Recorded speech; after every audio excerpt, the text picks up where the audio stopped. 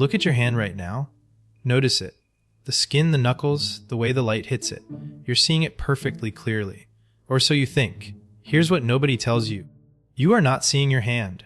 You are seeing a prediction of your hand, generated by a 3-pound piece of meat sitting inside your skull, updated roughly 10 times a second, and stitched together so seamlessly that you have never once noticed the seams. Not once. Not ever. Your brain has been lying to you since the moment you woke up this morning, and it's going to keep lying to you until the moment you fall asleep tonight. This isn't a glitch. It isn't a malfunction. It's the entire operating system. Let's start with the basics, because the basics are already insane. Your eyes have a blind spot. A literal hole in your vision, right where the optic nerve punches through the retina on its way to your brain. You should be walking around with a black void floating in the middle of everything you look at. You don't see it. You've never seen it. Your brain takes the visual information from the area around the hole, makes an educated guess about what's probably there, and paints it in. Not approximately, convincingly. You would bet money that you're seeing the real thing. That's not interpretation. That's fabrication.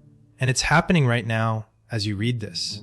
Before we get to that fabrication, you need to understand the deeper problem. Light doesn't travel instantly. Neither does sound. Neither does the electrical signal racing from your fingertip up your arm to your spinal cord and into your brain.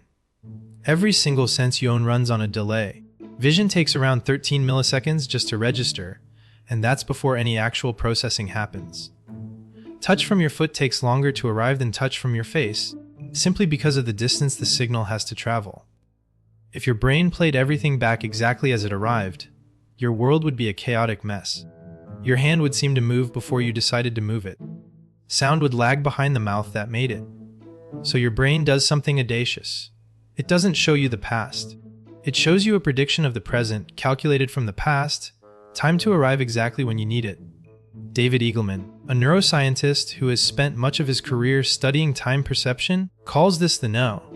And his research suggests that what you experience as the present moment is actually a delayed, edited, and synchronized broadcast, not a live feed. You are always living in a rerun that's been dressed up to look like a live stream. Here's where it gets genuinely complicated. This prediction engine isn't limited to timing. It extends to literally everything you perceive, including things that aren't there at all. Stare at a black dot for 30 seconds, then look at a blank wall. You'll see a ghost image, a glowing afterimage in colors that were never actually present in the original picture. Your photoreceptors fatigue, your brain compensates, and it generates a hallucination so convincing you'd swear you were looking at something real. Multiply that by every sense, every moment, every day, and you start to understand the scale of what's going on. Your brain isn't a camera. It's a prediction machine wearing a camera as a costume. Anil Seth, a cognitive neuroscientist who studies consciousness, describes perception as controlled hallucination. Your brain generating a best guess about reality and only correcting itself when sensory data contradicts the guess strongly enough to force an update. Most of the time, the guess wins. Reality is just there to keep the guess roughly in line, not occasionally, not under unusual circumstances, constantly, every waking second. Now let's talk about memory, because memory might be the biggest lie of all. You probably think of memory like a video file. Something that happened, recorded, stored, and played back unchanged whenever you need it. That model is completely wrong, and the person who proved it wrong was a psychologist named Elizabeth Loftus. In the 1990s, Loftus ran a series of experiments where she successfully implanted entirely false memories into ordinary people. Memories of getting lost in a shopping mall as a child, memories of accidents that never happened, memories with specific, vivid, emotionally textured details. And the subjects believed them completely. Not, I think this might have happened. They remembered it. They could describe the carpet pattern. They could describe how scared they felt. Your memory isn't a recording. It's a reconstruction, rebuilt from scratch every single time you access it, using whatever fragments and assumptions happen to be lying around at that moment. And every time you reconstruct a memory, you also slightly corrupt it, like photocopying a photocopy of a photocopy.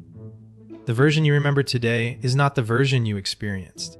It's the version you've rebuilt again and again, each time a little less accurate, each time feeling exactly as certain as the last. You don't store your past. You keep rewriting it, and you trust every draft completely. The unexpected twist is none of this is a design flaw. It's the entire reason you're alive to question it. Predicting is faster than perceiving. Out on the savannah, an organism that waited for complete, accurate sensory information before reacting to a shape moving in the grass was an organism that got eaten. An organism that predicted, that's probably a predator, and flinched half a second early survived to pass on its genes. Evolution doesn't reward accuracy. Evolution rewards speed, and speed requires guessing. This is also why optical illusions work on literally everyone, regardless of intelligence, regardless of how many times you've seen the trick. The mummer-liar illusion, two lines of identical length that look different because of arrowheads pointing inward or outward, was first published by Franz Karl Miller, Liar, in 1889. And over a century later, it still fools people every single time because your brain isn't measuring lines. It's applying a shortcut about depth and corners that worked extremely well for most of human history and simply doesn't know it's being tricked. You can know exactly how the illusion works, explain it to someone else in detail, and still see it. Knowing the lie doesn't stop the lying. That's how deep this goes. Here's the cost nobody talks about. This entire prediction system, the one keeping you alive and functional and able to read this sentence in real time, runs on assumption. And assumptions, by definition, are sometimes wrong, and your brain has no built-in alarm that goes off when they are. There's no warning label, no little flashing icon that says, "This is a guess." Every fabrication arrives with the exact same confidence as every fact. This is why eyewitness testimony, despite feeling absolutely certain to the person giving it, is one of the leading causes of wrongful convictions. Not because witnesses are lying, because their memory genuinely, sincerely, convincingly lied to them first, and they had no way to tell the difference from the inside.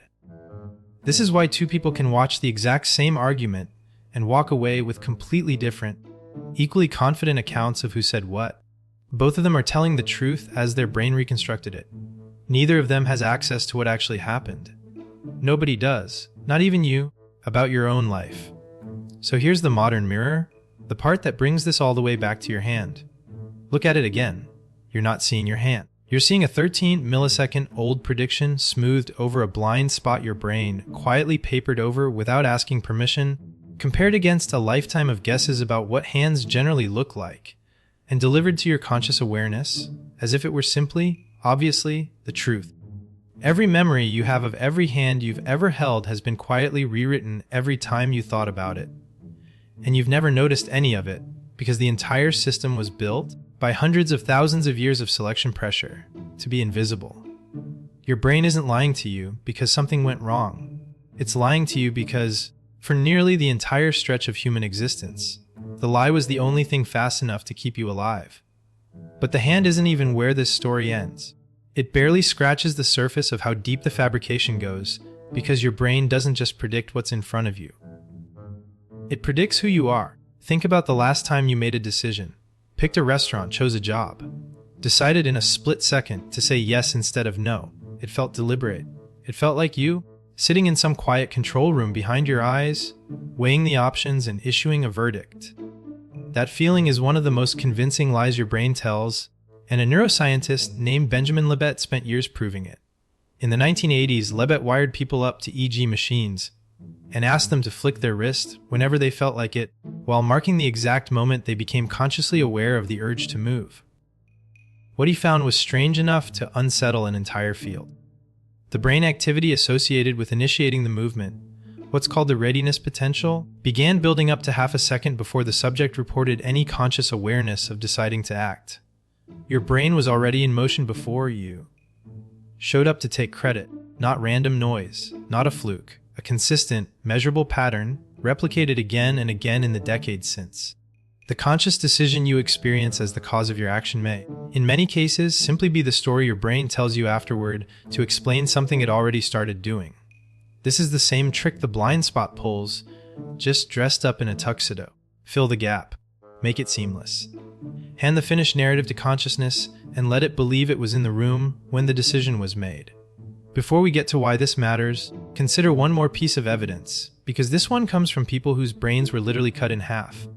In the 1960s and 70s, a neuroscientist named Michael Gazzaniga studied patients who had undergone a surgical procedure severing the corpus callosum, the bundle of fibers connecting the brain's left and right hemispheres, usually done to control severe epilepsy. With the two halves no longer talking to each other directly, Gazaniga could show information to just one hemisphere at a time and watch what happened. In one famous setup, he flashed an instruction to the patient's right hemisphere, telling them to get up and walk. The patient stood and started walking. Then he asked them why. Here's the part that should stop you cold. The left hemisphere, the side responsible for language and verbal explanation, had no idea about the instruction. It hadn't seen it. It couldn't have known the real reason. So it didn't say, "I don't know." It invented a reason on the spot. The patient claimed they wanted a soda, completely convinced, with zero hesitation, zero awareness that the explanation was fabricated in real time. Gazaniga called this mechanism the interpreter, a part of your brain whose entire job, apparently, is to generate plausible explanations for things you do, regardless of whether those explanations have anything to do with reality. It doesn't lie because it's malicious. It lies because a story, even a wrong one, is more useful to a social, decision-making animal than a shrug and a blank stare. You do this every day. You've done it your entire life. You feel a flash of irritation at a coworker and tell yourself it's because they were rude in the meeting, when really you're hungry, or tired, or still upset about something unrelated from this morning. The explanation feels true. It arrives with full confidence. It is, very often, a complete fabrication assembled after the fact by the exact same interpreter that convinced a man he stood up for a soda he never wanted. So what's the cost of all this? The cost is that you walk through your entire life trusting a narrator who has never once disclosed that it's unreliable. Confidence and accuracy feel identical from the inside. There is no separate sensation for "this is real" versus "this is my brain's best guess, smoothed over and delivered as fact." They feel exactly the same every time. Which means the only way to catch the lie is from the outside, through evidence, through other people, through experiments designed specifically to catch a mind in the act of fooling itself. This is why entire fields exist, just to correct for it. Courtrooms now bring in expert witnesses to explain why a confident eyewitness can be a completely wrong eyewitness. Doctors are trained to distrust their own snap diagnosis and double check against checklists, because the same predictive shortcuts that let a doctor recognize a disease in half a second can also convince that doctor they've seen something that isn't there. Scientists run double-blind studies specifically because they don't trust their own brains to interpret results honestly, even their own. Here's the modern mirror, and it's bigger than a hand this time.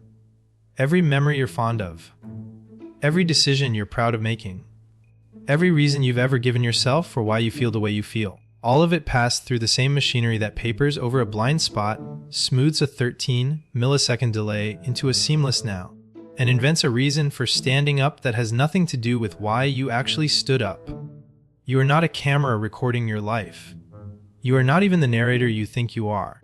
You are the audience for a story your brain is constantly writing, performing, and revising fast enough and convincingly enough that you have never once caught it backstage. And the strangest part, even now, knowing all of this, the lie won't stop. You'll finish this video and your blind spot will still be invisible. Your memories will still feel like recordings. Your next decision will still feel like it started with you. Knowing about the trick doesn't break the trick. It never has for anyone in the entire history of the species. That's not a flaw in you. That's not a flaw in your brain. That's just what it's like to be a mind built for survival instead of accuracy, doing exactly what it was built to do, every single day, including this one.